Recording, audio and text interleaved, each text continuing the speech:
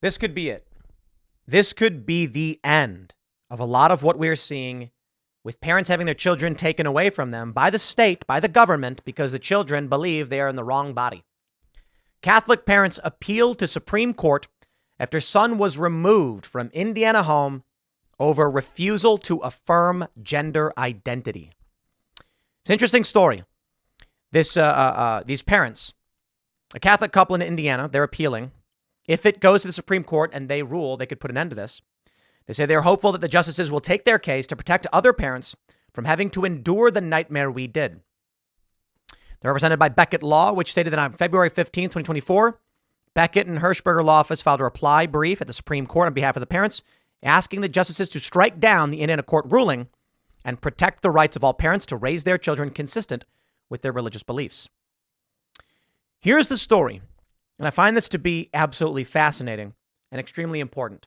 My heart goes out to these parents. I hope they win, but I do think there needs to be a tough conversation right now that all of you need to hear. Indiana began investigating the Coxes in 2021 and found that parents did not affirm their son's false belief that he was female and removed the boy from their care, never returning him. Instead, the state placed him in a home with people who called him by the wrong pronouns, so they were misgendering him. You see, to science-minded individuals and intelligent, logical individuals, misgendering is when you call a male by female pronouns. I digress. The parents were also prevented from talking to their son about God or human sexuality during their visits. The courts allowed the state to remove the child from his parents' home over this disagreement on the nature of biological sex.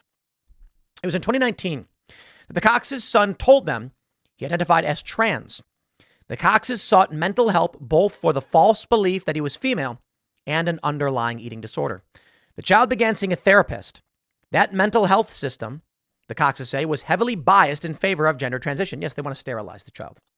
Shortly thereafter, a report arrived with the state of Indiana stating the Coxes were not using the child's preferred pronouns.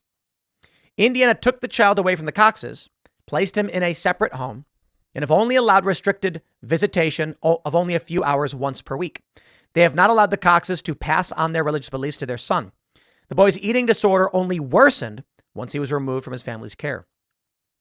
This is what every parent is afraid of. We love our son and wanted to care for him, but the state of Indiana robbed us of that opportunity by taking him from our home and banning us from speaking to him about gender. The courts disagree. In the initial proceeding, officials from Indiana said that the boy should be in a home where she is accepted for who she is. In essence, the court decided that the boy was trans.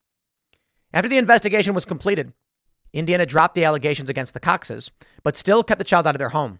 Their argument was that the disagreement over gender identity led to the eating disorder, despite the fact that the two were concurrent and that the eating disorder had continued and worsened after he was taken from his parents. Indiana still kept the child away from his parents even after determining that no abuse had taken place, and this was upheld upon appeal. If this can happen in Indiana, it can happen anywhere.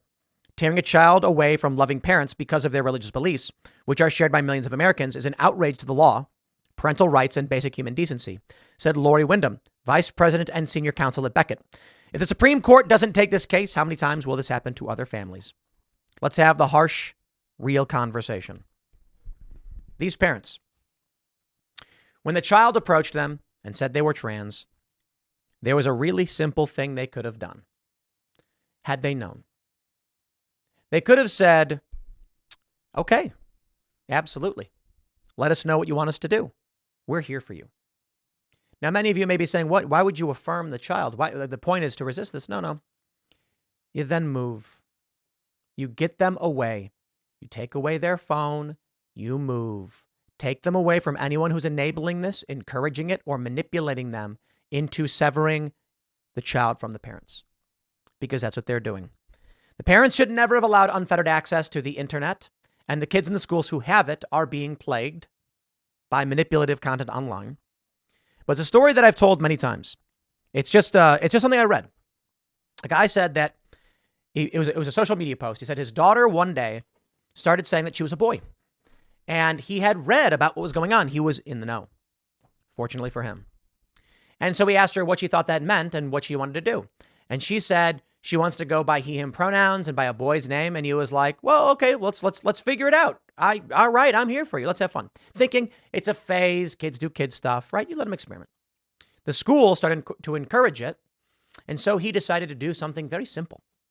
He said thank you to the school for really helping his son. He's appreciative that they're so supportive, and he couldn't be more grateful to be in an accepting environment.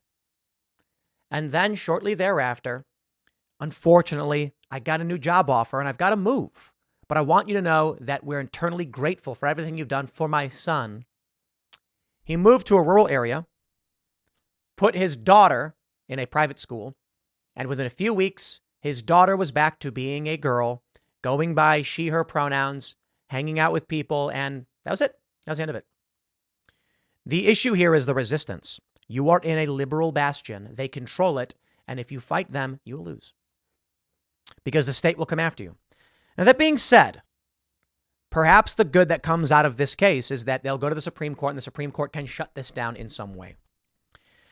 Unfortunately, for most people who are honest and reasonable, life is not easy. Let me tell you. I'll tell you a story. I was hanging out at my friend's house. We were skating around. And then all of a sudden, after going to the store, I felt a sharp stabbing pain in my lower abdomen. And I'm like, okay, that hurts like a 6.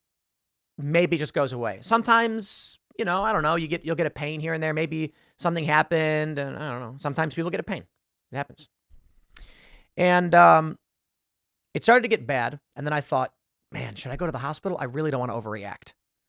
Calling an ambulance, I don't know. It felt really bad. I was like, I think I got to the hospital. This is brutal. There's a kidney stone. And part of me doubted whether or not I should actually go and get it taken care of. Because people are like, I don't want to create a fuss. I don't want to be the guy going to the hospital and they're laughing, being like, nothing is wrong with you. Because we've heard those stories. We try to be reasonable. I went to the hospital. They did nothing for me. They gave me painkillers, a lot of them, and it helped. But here's the point. People want to be honest and reasonable. These parents probably heard their kid was trans and then said, no one's going to seize our kid from us. We're going to do the right thing. And they said, well, we don't think this is the right thing for them, so we'll do our best.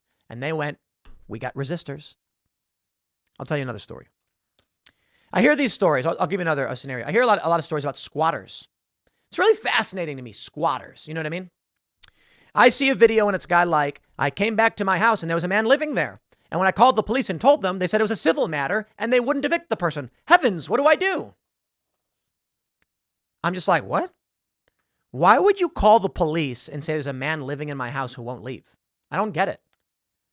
If I came home and there was a person in my house, I would call the police and say, I have a burglar.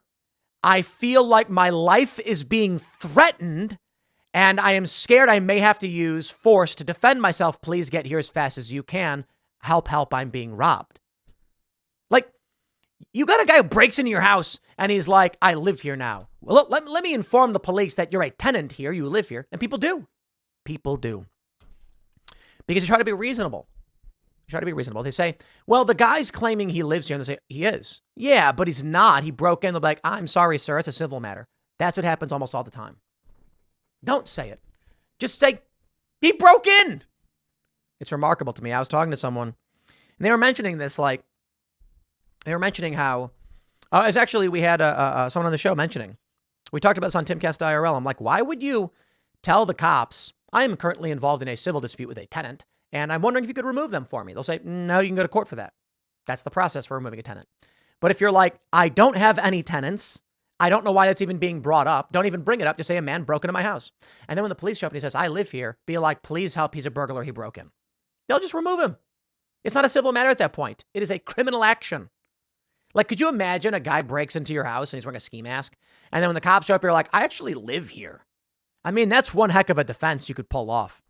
Take off the mask, sit down and be like, no, I live here. She's trying to evict me. I told her to take me to court. The cops are not going to be like, well, we got a civil matter. They're going to take the guy out of the house. That's it. Isn't it weird that we live in this time? Anyway, my point is this. You got to know how to navigate the system.